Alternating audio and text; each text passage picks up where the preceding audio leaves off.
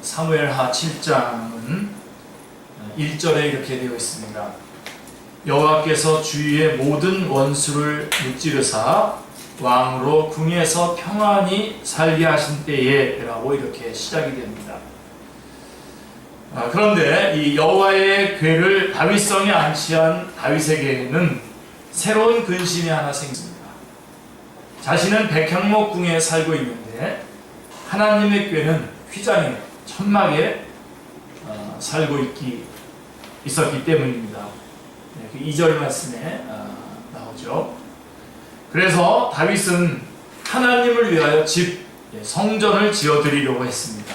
그게 3절 말씀입니다. 그러나 하나님께서는 이것을 거절하셨습니다. 4절부터 10절에 그 내용이 나오는데요. 그리고선 도리어 11절에 이렇게 말씀하셨습니다. 여호와가 너를 위하여 집을 짓고, 즉 하나님께서 다윗을 위하여 집을 세워주시겠다고 약속하셨습니다. 그러니까 그래서 여러분들이 이 아까 읽을 때 여러분들이 혹시 대조가 되었는지 모르겠는데요. 5절 말씀하고 11절 말씀에 아주 이 절묘한 대조를 보게 되는데요. 이 7장에서 5절에 이렇게 되어 있어요. 우리 주님께서 말씀하시는 거죠. 네가 나를 위하여 내가 살 집을 건축하겠느냐, 이렇게 말씀하셨는데 11절에서는 뭐라고 얘기하냐면 여호와가 너를 위하여 집을 짓고 라고 이렇게 말씀하고 있습니다. 이 두 구절을 잘 여러분 아주 절묘한 대조가 이루어지고 있습니다. 잘 음미해 보시기 바랍니다. 하나님께서 다윗에게 집을 세워주시겠다라고 하는 뜻은 다윗에게 세워주신 메시아 언약을 가리키는 것입니다. 이 원복음으로부터 시작돼서 아브라함 언약, 그 다음에 아브라함에게 주어진 메시아 언약, 그 다음에 다윗에게 세워주시는 그 메시아 언약, 그리고 그것이 예수 그리스도께로 이렇게 쭉 흘러가는 이 구속의 역사의 그 온전한 것들을 이루어가는 그 집을 말하는 것입니다. 구속사라고 하는 거대한 산맥에는 우뚝 솟은 두 봉우리가 있는데요. 바로 아브라함과 다윗입니다.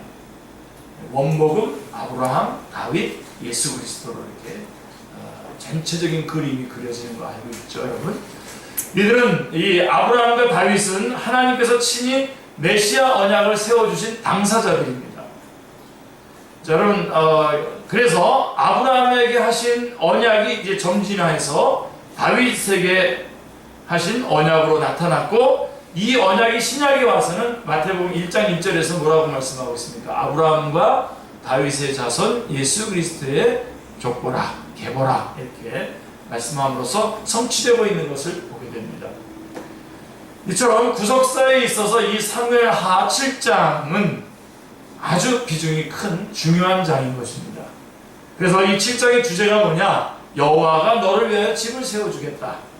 여호와가 너를 위하여 집을 세워주리라 라고 하는 것이 이 사무엘하 7장의 주제가 되겠습니다.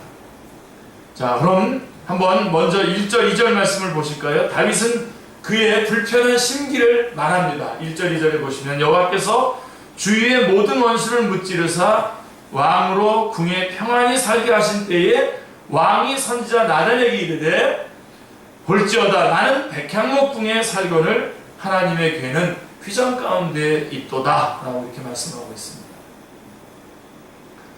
마음이 높아진 것일 수도 있고요. 또 나는 편하게 사는데 우리 주님께 대한 의무를 제대로 안 한 것 같아서 불편한 마음을 가지고 있었고, 그것을 당시에 다윗의 목회자였던 나단 선지자에게 다윗이 말하게 됩니다. 다윗의 첫 번째 근심은요, 방치되었던 하나님의 궤를 내어오는 일이었습니다. 이제 그 소원은 이루어졌습니다. 그래서 궤를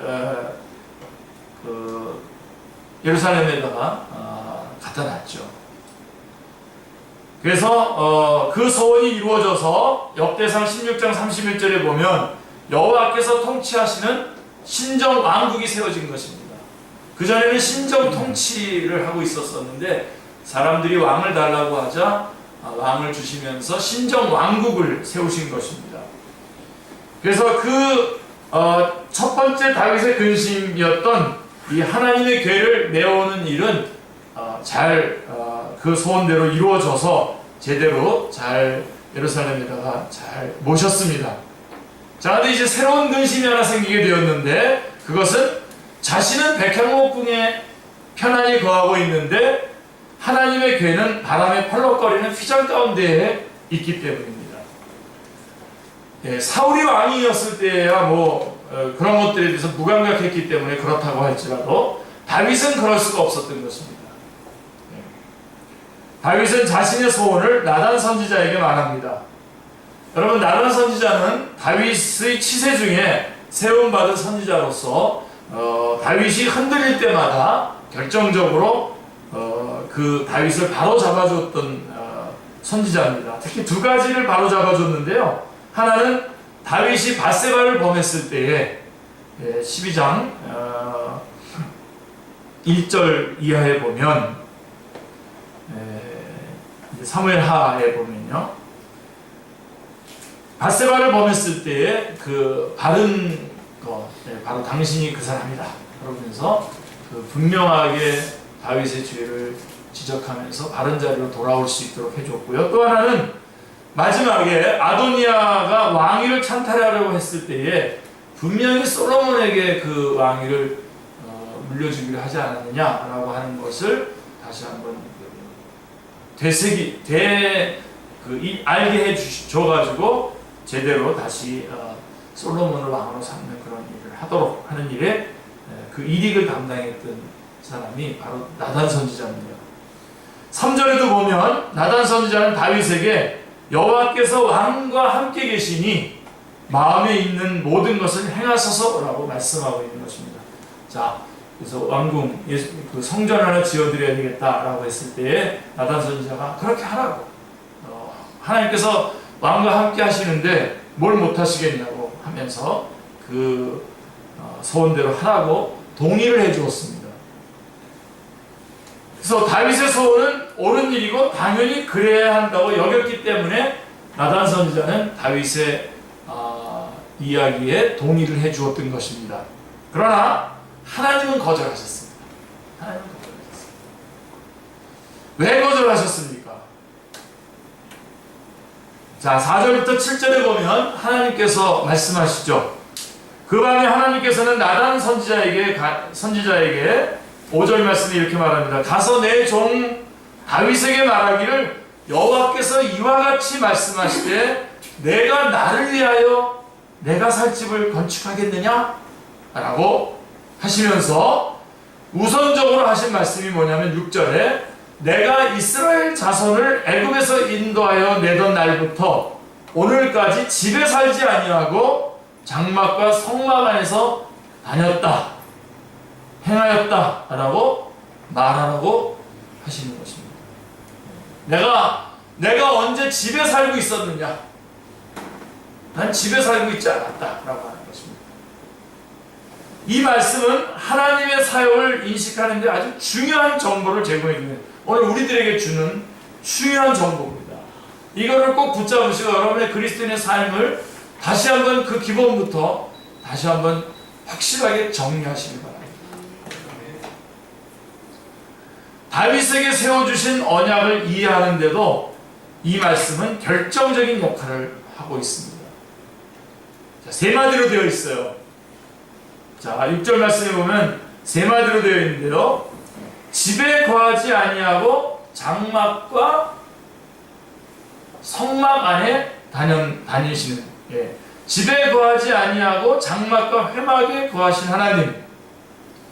그리고 또 하나는 안식하시는 하나님이 아니라 일을 행하시는 하나님. 또 하나는 이스라엘 자손을 애굽에서 인도하여 내던 날부터 오늘까지 계속해서, 이 세 가지, 셋으로 세 마디로 되어 있습니다.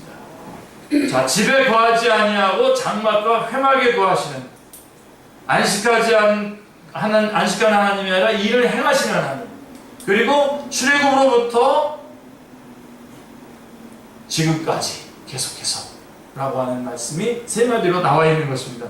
그러면 이 말씀을 구속사라고 하는 맥락으로 보면 어떤 의미가 됩니까? 첫째로 집에 거하지 아니하고 장막에 거하였다라고 말씀하고 있는데, 집과 장막의 결정적인 차이가 뭡니까, 여러분?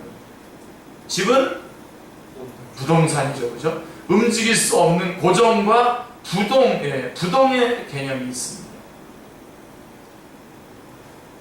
이와는 반대로 장막은 간편한 이동식입니다. 오랜만에 한 분, 제가 저보다는 나이가 좀 적지만 제가 늘 저의 멘토처럼 생각하고 저를 점검받는 분이 계셔요. 오래간만에 만났어요. 그분이 많은 여러 사정들이 있었기 때문에 잘 만나지 못했는데 제가 예배를 인도하는 곳에 찾아왔어요. 그래서 같이 예배를 드리고 저한테 대해서 얘기를 해주는 겁니다. 그냥 저한테 얘기해 준 거니까 제가 얘기하는 겁니다, 여러분. 잘난 척하는 게 아니라. 요즘에 교회가 이렇게 다 고정이라는 거 아닙니까? 고정인데 이기남 목사는 이렇게 돌아다니는 거 아닙니까? 여기저기 돌아다니는 이렇게 나가서 이렇게 직장이든 또 거기가 선교지든 또 혹은 여러 곳에 말씀을 이렇게 전하는 것이 아닙니다. 그리고 외롭지 않겠느냐. 근데 원래 성경에서 하나님의 사역을 했던 사람들이 다 외로웠지 않습니까? 그런 아주 몇 가지 말씀들을 해주면서 은혜를 제가 참 위로가 되었는데 다시 헤어지면서는 다시 제가 도전으로 그 말씀을 받아들였어요. 그래 내가 변함없이 그렇게 해야 되겠다. 뭔가 이렇게 딱 고정돼 가지고 이제 목회자가 하나의 왕같이 이렇게 군림을 하고 이렇게 모든 그 틀들을 만들어 놓고 사람들 불러다가 채우는 그런 시스템. 그래서 저는 이렇게 도전을 받았어요. 그분이 말해준 거가 중요한 게 말해준 거로 위로를 받았고 그랬지만 다시 집으로 돌아오면서 그 예배를 드리고 같이 교제를 나누고 돌아오면서 제가 결심한 게 있어요. 마음속으로 결단하면서 이 싸움을 하고 있는 거구나. 어떻게 하든지 이 사람들을 여기다가 모아두고 이쪽으로 유인해서 마치 만약 누가 주님으로 해서 좀 일어나서 주님의 일을 하겠다고 이렇게 뭔가 이렇게 좀 지역을 좀 바꾼다든가 그럴 때에도 못 가도록 해서 여기에다가 많이 쌓아놓게 하는 그런 오늘날의 예배와 그런 교회를 운영하는 것과 반해서 다른 건 뭐냐? 흩어지려고 하는 사람들을 안 흩어지려고 여기에서 안주하려고 하는 사람들을 일깨워서 안주하지 않고 주님의 일을 열심히 하도록 하면서 또 움직여서 주님의 일을 하게 하도록 하는 일을 촉구하는 일로서의 목회자. 이렇게 둘로 구분되는데 나는 그런 목회자가 되어야 되겠다. 그러면서 갑자기 제가 참 행복한 목회자다 라고 하는 생각을 가졌습니다. 참 행복한 목회자.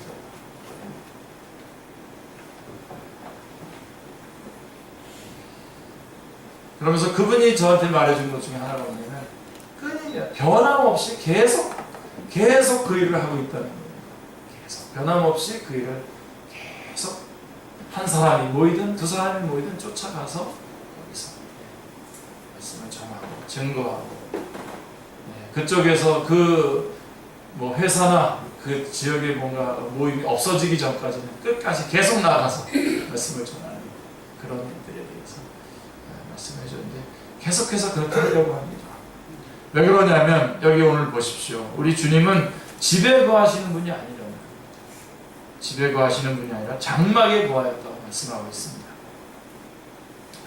집은 움직일 수 없는 고정과 부동의 개념이 있습니다. 이와는 반대로 장막은 간편한 이동식입니다. 자, 그런데 하나님께서는 애굽에서 인도하여 내던 날부터 오늘까지 장막에 거하시면서 행하셨다는 것입니다. 이게 중요합니다. 무슨 뜻입니까?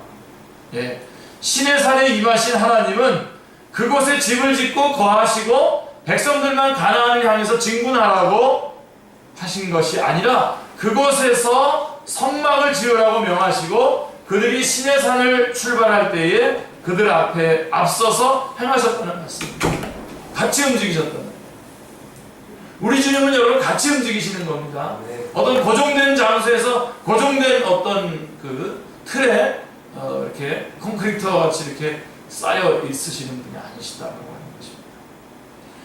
가나안에 정착할 때까지만이 아니라 정착한 지 약 500년이 지난 오늘까지도 6절 말씀의 오늘까지도 이 사무엘하 7장 6절에 나오는 그 오늘까지 즉 다윗 때까지도 말입니다.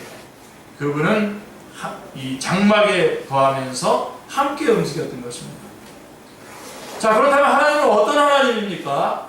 안식일에 병을 고치는 일을 했다고 비난하는 자들을 향해서 주님은 내 아버지께서 이제까지 일하시니 나도 일한다 라고 반박을 하셨습니다.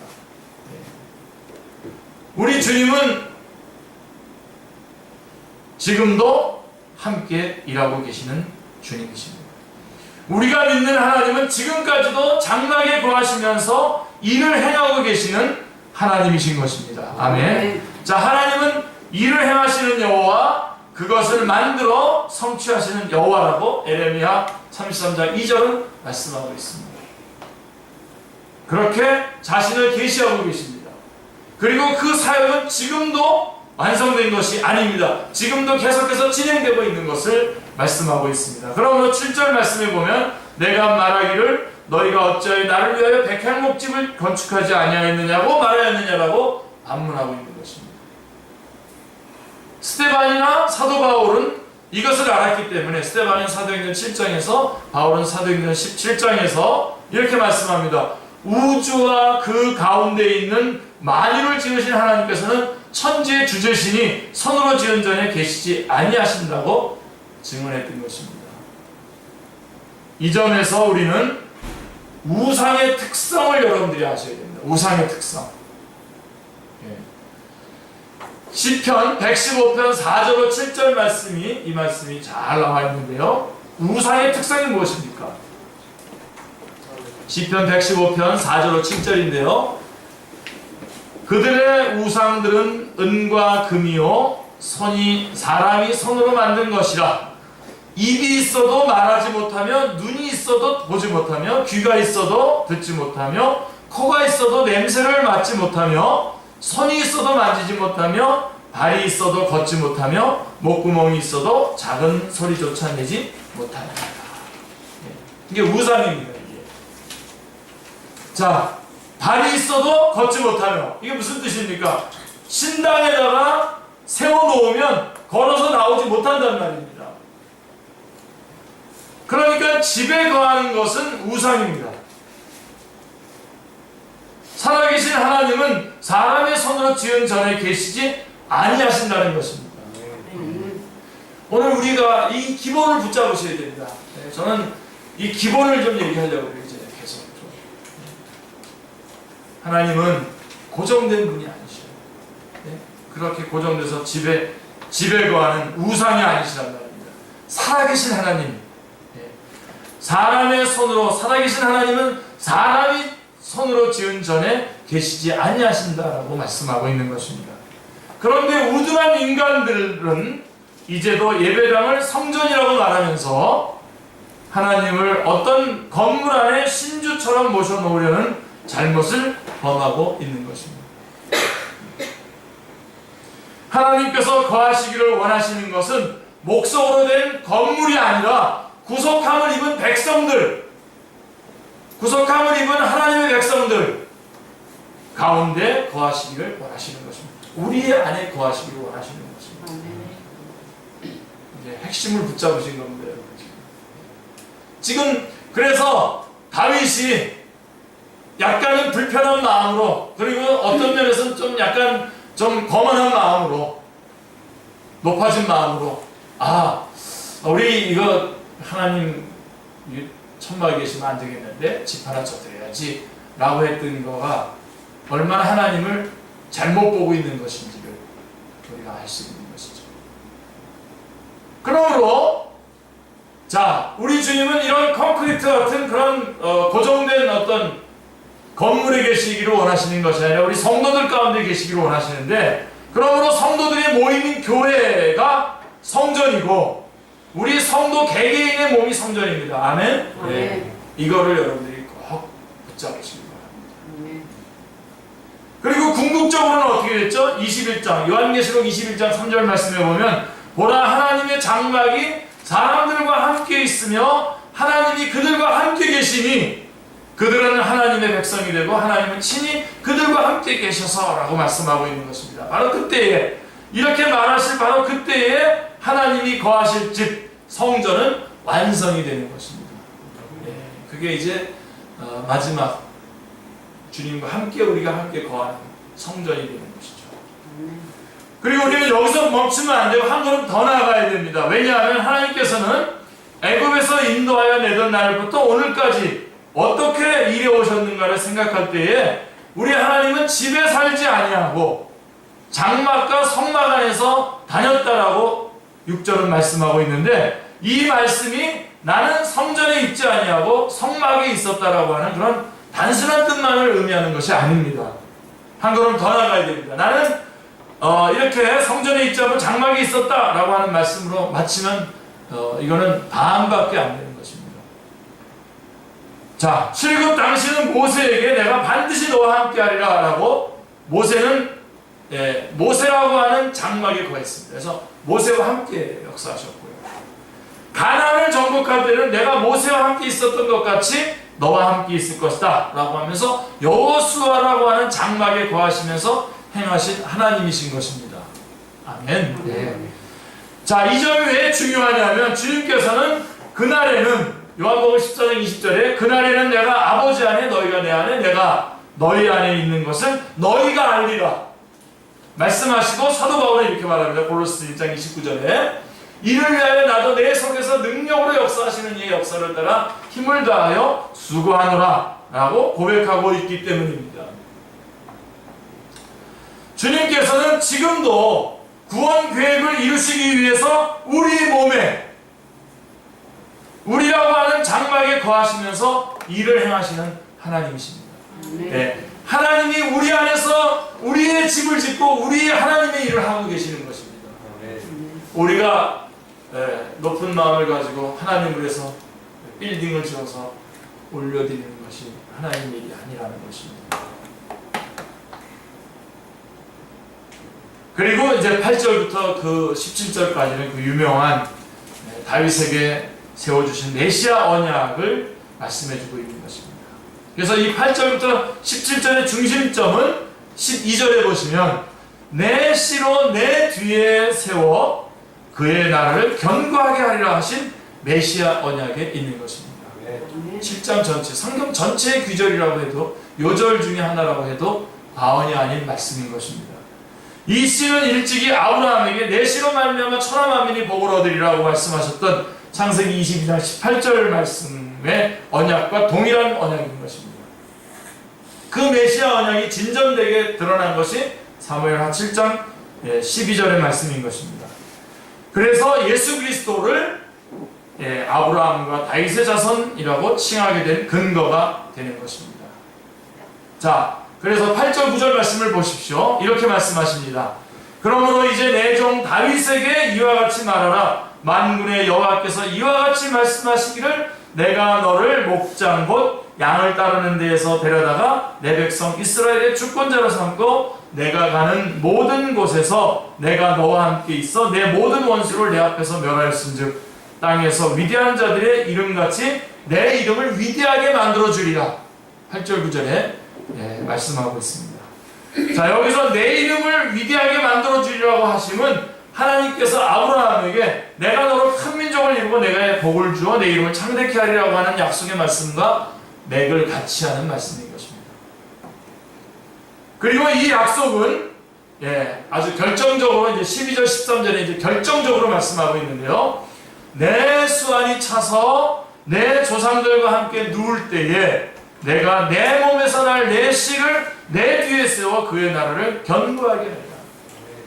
그는 내 이름을 위하여 집을 건축할 것이요 나는 그의 나라 왕위를 영원히 견고하게 하리라. 메시아 언약과 결부되는 것입니다. 이 12절 13절 말씀에 아주 가장 중요한 말씀들이 지금 선포되어지고 있는 것입니다.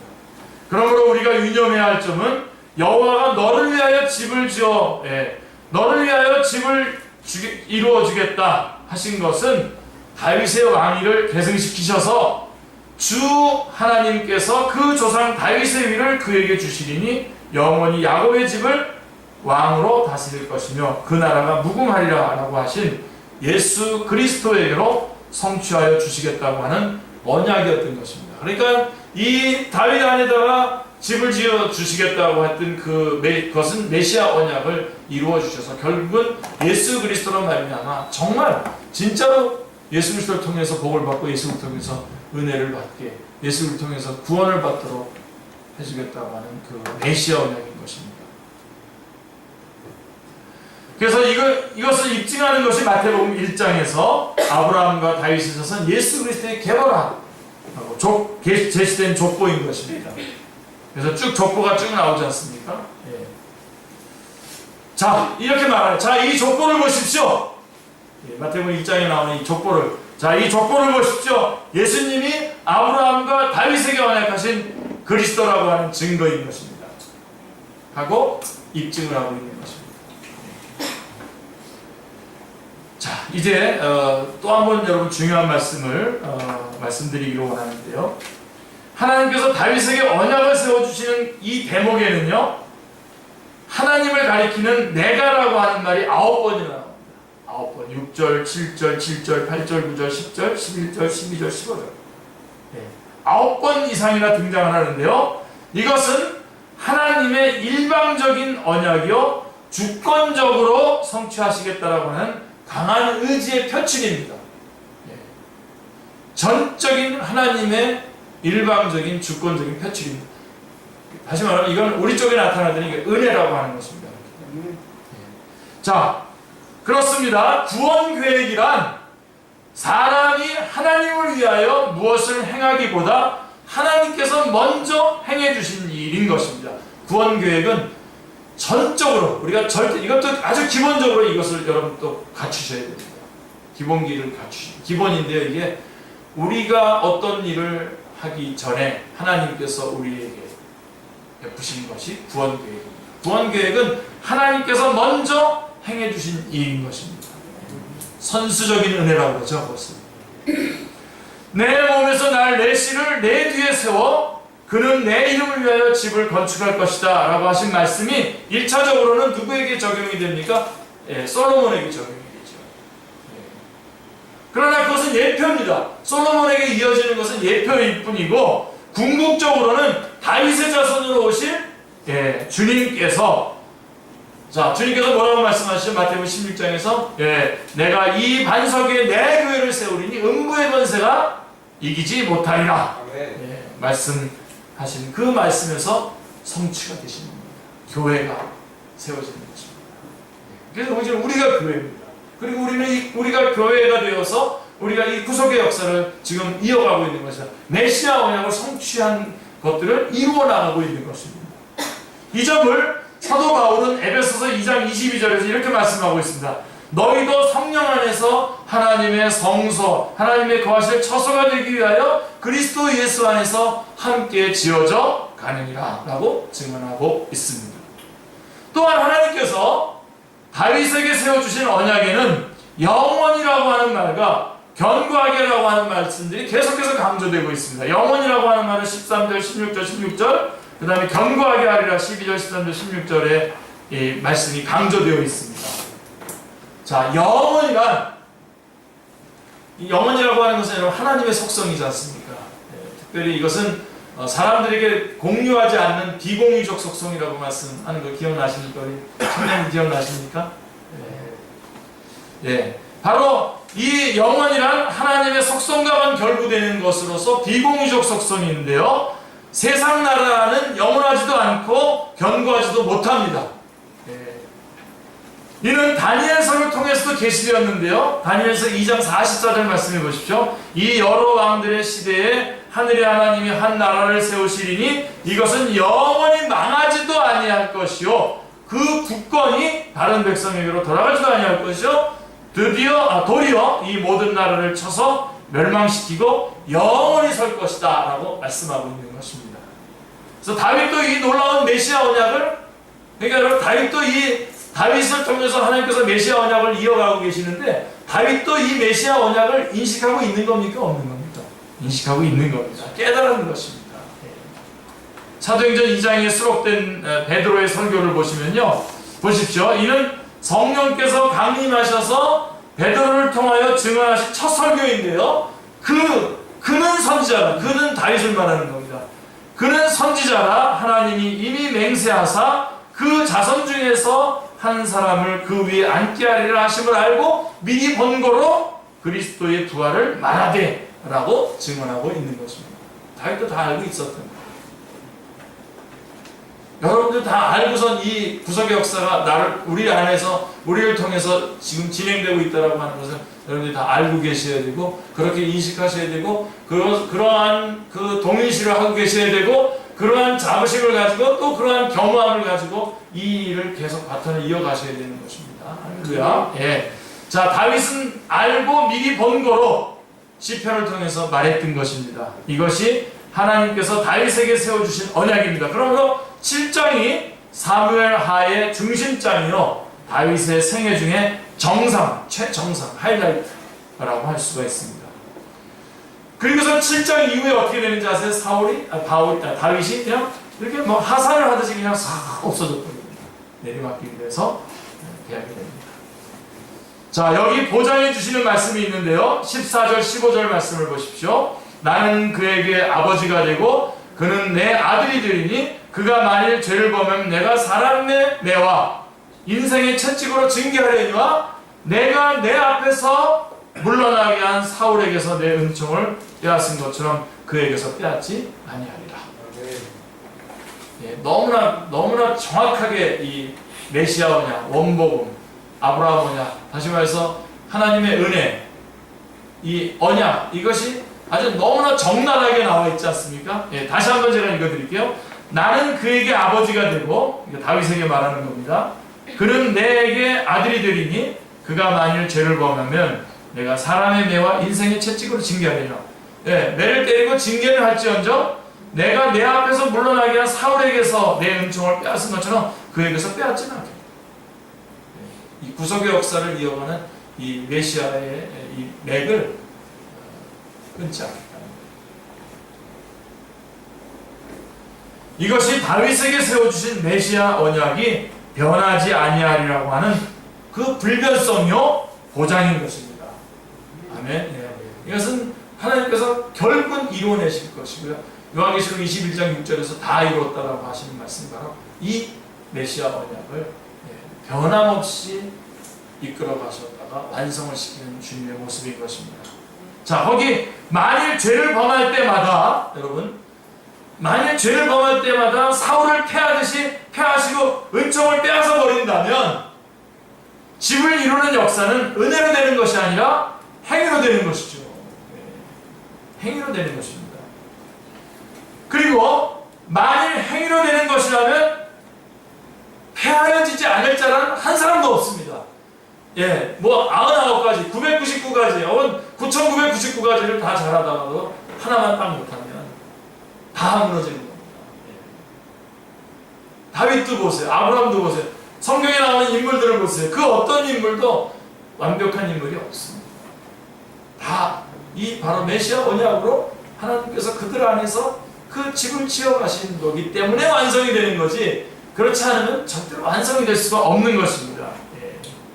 자, 그래서 한 사람도 없을 것이고, 그렇게 되면 그 집은 이루지를 못하고 중단될 것이요, 궁극적으로는 하나님의 뜻과 계획하심을 이룰 수가 없게 되고 실패로 끝나게 된다는 결론에 이르게 되는 것입니다. 이 점에서 제기되는 난제가 있어요. 다윗이 죄를 범해도 패하시지 않는다는 것이, 자, 하나님의 굉장히 중요한 말씀인데 이 부분부터는 조금 졸 마음이 있어도 졸지 마시고 잘 들으십시오. 자, 그럼 여기서 제기되는 난제가 있습니다. 자, 다윗이 죄를 범해도 패하시지 않았다는 것이 하나님의 공의와 충돌하지 않느냐라고 하는 문제인 겁니다. 자, 잘못했는데도 패하지 않고 그대로 놔둔다는 것은 하나님의 공의 하나님이신데 하나님의 공의가 문제가 되지 않겠습니까? 그것이 바로 이제 이 구속사에 있어서 제기되는 문제인 것입니다. 자, 어떻게 해서 이게 가능하게 된 겁니까? 예, 다윗에게 세워주신 언약이 있었기 때문에, 다윗에게 세워주신 메시아 언약이 있었기 때문에 다윗이 죄를 범해도 패하지 않는 것이 하나님의 공의와 충돌을 하지 않게 되는 것입니다. 다시 말하면 이렇게 말할게요. 다시 분명하게 말씀드려드릴게요. 다윗이 범한 죄, 다윗뿐만 아니라 구약의 모든 죄를 그냥 묵과하시는 것이 아니라 그의 자손으로 오실 예수 그리스도에게 그 책임을 묻겠다는 겁니다. 여러분 이 부분에서 뚫려야 됩니다. 축제교 성도들 이 부분 뚫리지 않으면 제가 그 다음 설교들을 또 업그레이드해서 설교를 못합니다. 죄송한 말입니다만은 우리 기본 이겁니다. 그러니까 다윗이 범한 죄를 그냥 묵과하시는 것이 아니라 그의 자손으로 오실 예수 그리스도에게 그 책임을 묻겠다는 것, 이것이 다윗에게 세워주신 언약의 핵심입니다. 그래서 메시아 언약인 것입니다. 원복음인 것입니다. 이 언약이 있었기에 다윗만이 아니라 다윗에게 세워주신 언약, 다윗에게 세워주신 메시아 언약을 믿는 구약 시대의 모든 성도들도 패하여지지 않고 구원을 얻음이 가능해졌던 것입니다. 그러니까 결국은 다 구약의 성도든 누구든 다 예수 그리스도로 말미암아 구원을 받는 것입니다. 그것이 원복음으로 드러났고 아브라함 언약으로 드러났고 다윗 언약으로 드러났을 뿐인 것입니다. 이것은 무엇을 의미하느냐 하면 다윗에게 세워주신 언약이 행위 언약이 아니라 은혜 언약이요 바로 복음임을 의미하는 것입니다. 그러므로 사람의 뇌와 인생의 채찍으로 징계하시려니와, 다시 말해서 패하거나 그렇게 징계하시지만 패하거나 빼앗지는 않겠다고 말씀하시는 것이 그래서 가능한 것입니다. 다 여러분 우리는 다 그렇게 해서 살아남은 겁니다.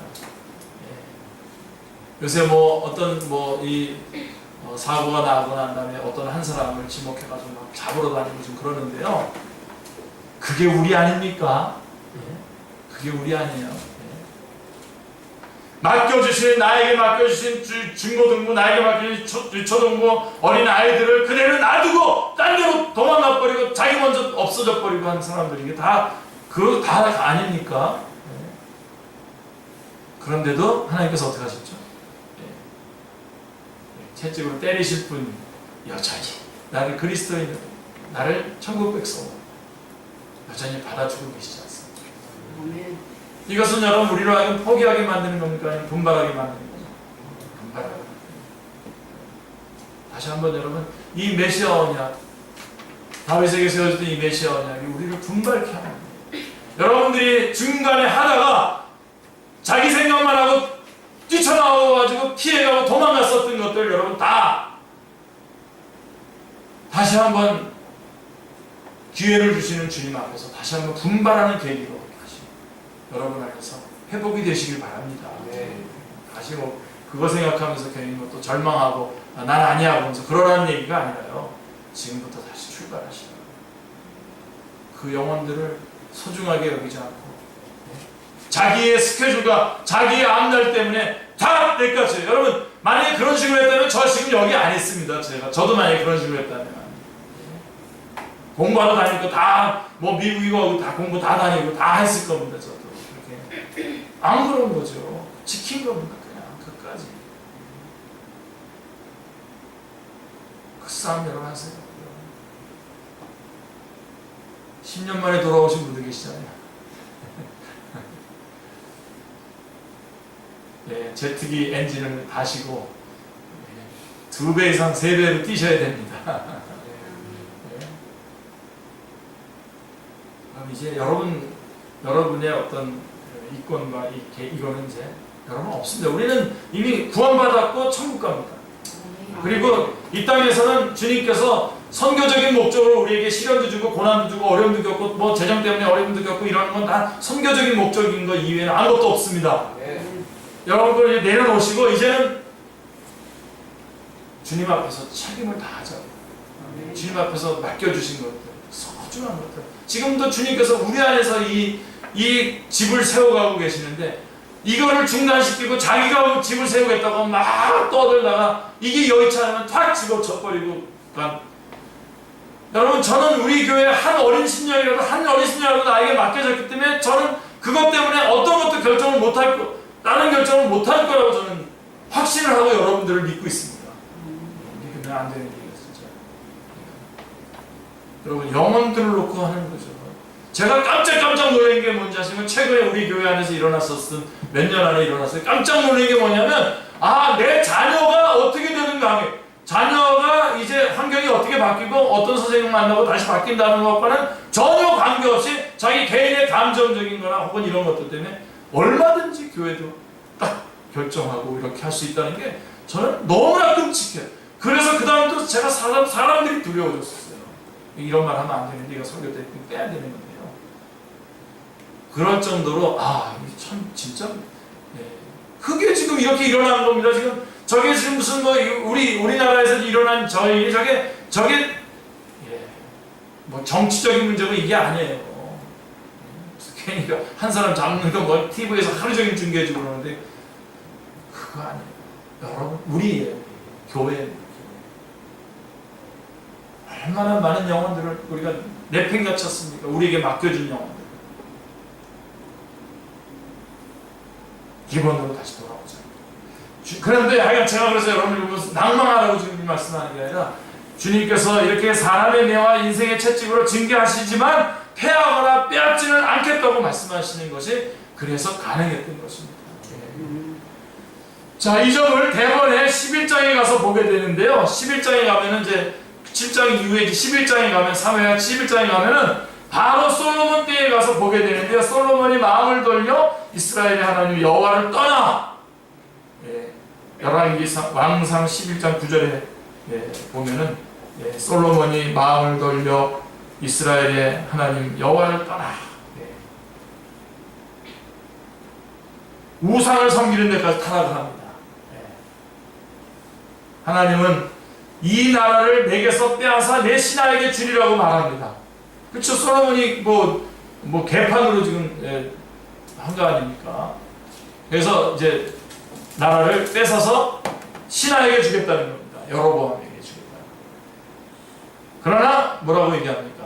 그러나 오직 내가 이 나라를 다 빼앗지 아니하고 내 종 다윗과 내가 택한 예루살렘을 위하여 한 지파를 내 아들에게 주리라. 이 구속의 역사를 계속 이어가기 위해서 너는 개판 쳤지만 내가 그대로 한 지파를 주어서 이 다윗의 언약과 예루살렘으로 통해서 약속했던, 여러분 다윗 언약, 메시아 언약, 그래서 예수님만 우리에게 약속하신 게 아니라 예루살렘도 약속하신 겁니다. 그 예루살렘을 위한 한 지파를 내 아들에게 주리라 라고 말씀하고 있습니다. 여로보암에게 주는 거죠. 내 종 다윗이라 하심은 다윗에게 세워주신 언약을 가리키는 것이고, 내가 택한 예루살렘이라고 하심은 하나님의 거룩하신 이름과 계획을 염두에 두고 하시는 말씀인 것입니다. 시편 기자도 이를 알았기에 증언하며 찬양합니다. 시편 89편 30절 35절 말씀을 보십시오. 만일 그의 자손이 내 법을 버리며 내 규례대로 행하지 아니하며 내 율례를 깨트리며 내 계명을 지키지 아니하면 내가 회초리로 그들의 죄를 다스리며 채찍으로 그들의 죄악을 벌하리로다. 그러나 나의 인자함을 그에게서 다 거두지는 아니하며 나의 성실함도 패하지 아니하며 내 언약을 깨뜨리지 아니하고 내 입술에서 낸 것은 변하지 아니하리로다. 내가 나의 거룩함으로 한번 맹세하였은즉 다윗에게 거짓말을 하지 아니할 것이라. 분명한 증언이죠. 이 주권적인 하나님의 은혜로 말미암아 우리도 구원을 얻을 수 있게 된 것입니다. 아멘. 그 인자하심이 오늘날도 성도들이 죄를 범하면 징계하려니와 빼앗지 아니하시고 이끌어 주시고 계시는 것입니다. 이것을 믿었기에 빌립보서 1장 6절에서 말씀한 것처럼 너희 안에서 착한 일을 시작하신 이가 그리스도 예수의 날까지 이르실 줄을 우리가 확신하노라라고 말할 수 있는 것입니다. 그리고 18절부터 29절에는 이제 다윗의 감사와 찬양이 쭉 나옵니다. 빨리 서둘러서 우리가 좀 다루고 마치도록 하겠습니다. 18절을 보시면요, 다윗은 감격해하고 있습니다. 다윗의 위대한 점이 바로 다윗다운 부분이 바로 이 부분입니다. 좀 마음이 높아졌고 자기가 좀 거들먹거렸었지만 그 하나님의 마음을 알게 되고 하나님이 뭘 하려고 하는지 알게 되고 난 다음에는 다윗은 바로 18절에 보세요. 다윗 왕이 여호와 앞에 들어가 앉아서 이르되 주 여호와여 나는 누구오며 내 집은 무엇이기에 나를 여기까지 이르게 하셨다. 다윗이 궁에 편안히 1절에 보면 다윗이 궁에 편안히 앉아 있었다 그랬잖아요. 왕자에 앉아 있을 때에는 자신이 하나님을 위해서 무엇인가를 해드리려고 하는 궁리를 하고 있었습니다. 그러나 11절 말씀에 여호와가 너를 위하여 집을 지어주겠다라고 하는 만극하신 하나님의 말씀을 듣고는 왕의 보좌에서 내려와서 여호와 앞에 들어가 앉아서 18절에 겸비한 마음으로 감사와 찬양의 기도를 드리고 있는 것입니다. 기도의 첫 마디가 뭔지 아십니까? 주 여호와여 나는 누구오며 내 집은 무엇이기에 나를 여기까지 이르게 하셨나이까. 정말 여러분 이 메시아 언약 예수 그리스도를 믿음으로 구원받은 사람들은요 다 이거 느낌 압니다. 이 말씀 느낌 안 있으신 분은 살려내십시오. 살려내십시오. 도대체 내가 여호와여 나는 누구오며 내 집은 무엇이기에 나를 여기까지 이르게 하셨나이까. 목동이었던 나를 왕으로 세우신 것뿐만 아니라 이것은 오히려 적은 일이고 목동이었던 나를 왕으로 세우신 것은 오히려 적은 일이고 나를 통해서 메시아 언약을 이끌어 가시고 메시아 언약을 이루어 가신단 말입니까? 하면서 엎어져서 정말 겸비한 마음을 갖는 겁니다. 그런 게 있죠 여러분. 저만 하더라도 좀 실감 더 많이 해요 여러분들보다는. 많이 말씀을 전하러 다니니까요. 말씀 전하고 이렇게 오면서 그분들이 이렇게 은혜 받았고 이렇게 도전 받았고 이렇게 살기로 결심했다고 이렇게 어떤 분은 내가 예수님을 만나게 됐다고 이렇게 지금 한 분 저한테 제가 복음에 대해서 말씀드렸는데 그분이 그 자리에 자기가 올 날이 아니었었어요. 올 날이 아니었는데 와가지고 말씀을 듣고 예수님 듣고 저한테 많은 그 선교비도 보냈던 분이신데 지금 이제 암으로 많이 이렇게 지금 투병하고 계시는 중이에요. 그래서 제가 기도를 많이 하고 있는데요. 그런 분들 예수님 몰랐다가 예수님 만난 거예요. 구원받은 게 생명을 얻은 거예요.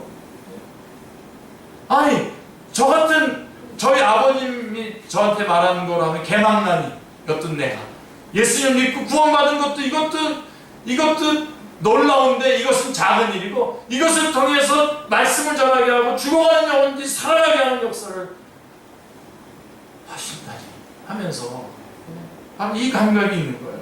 여러분에도 이런 감각이 있길 바랍니다. 여러분을 통해서 주님 앞에 돌아오는 많은 생명들이 일어나는 역사들이 일어나길 바랍니다. 할렐루야. 그러면서 우리는 이렇게 고백할 수 있기를 바랍니다. 주 여호와여 나는 누구오며 내 집은 무엇이기에 나를 여기까지 이르게 하셨나이까. 이는 내가 너를 목장 곧 양을 따르는 데에서 데려다가 내 백성 이스라엘의 주권자로 삼고 8절 말씀에 그렇게 말씀하신 말씀을 염두에 둔 감사와 감격이었던 것입니다. 그렇습니다. 만일 하나님께서 다윗을 주권적으로 택하여 주시지 않았다면 다윗은 그냥 평생 목동으로 지냈을 것입니다. 목동이 나쁘다는 얘기가 아니라 그냥 목동으로 그냥 지냈을 겁니다. 우리에게도 나는 누구오며 내 집은 무엇이기에 나를 여기까지 이르게 하셨나이까 라고 하는 감사와 감격이 있습니까 여러분? 19절을 보세요. 다윗은 이렇게 아뢰입니다. 주 여호와여 주께서 이것을 오히려 적게 여기시고 또 종의 집에 있을 먼 장래일까지도 말씀하셨사오니 말씀하셨나이다. 어마어마한 말씀입니다. 주 여호와여 이것이 사람의 법이니이다. 세 마디로 되어 있죠. 그죠? 첫째는 주께서 이것을 오히려 적게 여기시고라고 한 이것이란 목동인 자신을 왕으로 삼아주심을 가리키고 있는 말인데, 이것은 오히려 적게요. 이거는 오히려 적은 일이에요. 그리고 둘째로 또 종의 집에 있을 먼 장래의 일까지도 말씀하셨나이다 라고 한 것은 메시아 언약을 가리키는 것입니다. 목동을 왕으로 삼아주신 거, 이거 어마어마한 일이지만 근데 오히려 이것은 작은 일이고, 이 종을 통해서 먼 장래의 일까지 메시아 언약까지 세워주시다니요. 이는 다윗이 하나님께서 말씀하신 언약의 신령한 의미를 깨달았다는 증거인 것입니다. 저는 여러분에게 또다시 강조합니다. 여러분 안에서 이 구속의 역사가 여러분을 통해서 지금 진행되고 있다고 하는 사실을 여러분들이 인식하고 깨닫고 살아가시기를 바랍니다. 의미 있고 비중 있는 걸음을 걸으시길 바랍니다. 세상에 그런 사람들, 어떤 막 살아가는 사람들처럼 막 살아가지 마시고 막말하지 마시고요. 이렇게 소중한 그 거대한 일을 주님께서 나를 통해서 진행시키고 계신 것입니다.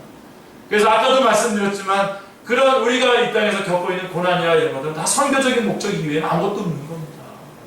그래서 겪어내시고요. 얼마든지 감당하시니까, 감당하지 못하면 피할 길 주시고요. 주님께서 이끌어 가시면서 나를 통해서 이 메시아 언약, 하나님의 역사를 이루어가고 계시는 것입니다. 그것을 이루어가도록 나를 널브러뜨려서 그분에게 맡겨드리고 그분의 도구가 되어주는 것이 가장 최고의 하이라이트죠. 영성의 하이라이트. 주님이 원치 않는 것을 끌려다니는, 주님이 원할 때 주님이 원하는 것으로, 나는 원치 않지만 끌려다닐 수 있는 능력, 그게 제자도죠. 그게 바로 이 고백인 겁니다. 그래서 27절에, 그리고 세 번째로는 이것이 사람의 법이니이다라고 하는 것은 하나님의 비밀의 경륜을 사람이 알아듣기 쉽도록 말씀해 주셨다라고 하는 뜻인 것입니다. 그래서 27절을 보면 이제 만군의 여호와 이스라엘의 하나님이여 주의 종의 귀를 여시고 이르시기를 내가 너를 위하여 집을 세우리라 하셨으므로 주의 종이 이 기도로 주께 간구할 마음이 생겼나이다. 이제부터 다윗의 기도 제목은 딱 하나예요. 내가 해주겠다고 이런 건 다 기도 제목이 아니고요. 하나님이 내 안에서 하시겠다고 하는 일이 기도 제목이에요. 나머지 기도 제목 없어요. 이는 다윗이 하나님께서 세워주신 언약의 의미를 알아들었다라고 하는 명백한 증거입니다. 여기에서 신앙의 중요한 요소가 있는데요. 첫째는 주의 종에게 알게 하셨나이다 라고 하는 21절 말씀인 것입니다. 알아야 돼요. 신앙인이란 지정의적인 인격체를 의미합니다. 그러므로 먼저는 지적인 알미 있어야만 하는 것입니다. 그렇지 아니하면 맹목적인 신앙인이 되고 마는 것입니다. 이 알미라고 하는 지적인 요소는 하나님께서 인간을 위해서 행해주신 일로 교리라고 말씀하고 있는 것입니다. 이것을 안 다음에 둘째는 정적인 요소로 하나님께서 행해주신 것을 믿음으로 받아서 감사하고 찬양하고 기뻐하는 것이고요. 셋째는 의지적인 요소로서 행함이라고 하는 열매를 맺게 됩니다. 그래서 균형 잡힌 성숙한 신앙 인격이 형성되는 것입니다. 자, 그런데 오늘날의 문제가 뭡니까? 오늘날 교회의 성도들에게 있어서 치명적으로 허약한 것이 뭡니까? 이 첫 번째 겁니다. 지적인 요소라고 말할 수 있습니다. 너무 안 하려고 합니다.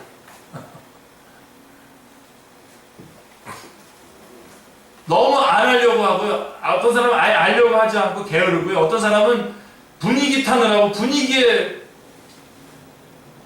휘말려가지고 알려고 하는 자리로 오질 않아요. 성경은 창세기에서 내가 하리라고 했습니다. 창세기 3장 15절에 내가 하리라 시작하시고선 요한계시록 마지막에 21장 6절에 다 이루었다 라고 완성하시는 구속사입니다. 성경은 내가 하리라 이루었다. 이게 이게 구속사입니다. 성경은. 그런데 성경의 단편적인 지식은 풍성한데 영원부터 만물을 창조하신 하나님 속에 감추어졌던 비밀의 경륜이 어떠한 것인지, 즉 성경의 퍼즐을 맞출 줄은 모르고 있는 것입니다.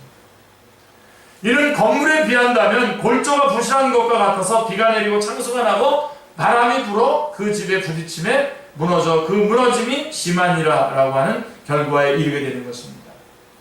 하나님께서 추진해 나가시는 구원 계획을 깨달은 자라면 다윗같이 나는 누구오며 내 집은 무엇이기에 나를 여기까지 이르게 하셨나이까 하고 감사와 감격해하지 않을 수가 없는 것입니다. 할렐루야. 예. 나아가서 20절에 주 여호와는 주의 종을 아시오니 다윗이 다시 주께 무슨 말씀을 하오리까 라고 한 대로 감사 외에는 구할 것이 그리 많지 아니함을 알게 될 것입니다. 그래서 여러분, 하나님이 우리에게 선물을 주시잖아요. 여러분, 우리 이제 이 기본이에요. 다시 기본 또 하나 또 얘기하는 거예요. 누군가가 이 기본을 이렇게 정리해가지고 한번 해도 좋겠네요. 이 기본이 뭐냐면요, 하나님께서 우리에게 선물을 주실 때, 여러분, 우리는 너무 어리게 말해요. 선물을 보고서 선물 뜯어보고 선물을 얘기하느라고 바빠요. 여러분, 성숙한 사람들은 어떻게 하죠? 자, 아버지가 선물을 가져와도 어떻게 합니까? 성숙한 자녀 선물 옆에다 놓고 아버지 끌어안고 아버지 보고 싶었습니다. 이렇게 선물을 주신 분에게 관심을 가져야 되는데 우리 선물에 그 다음에 모든 설교자들이 다 선물에다가 관심을 갖게 만드는 거예요. 다 선물.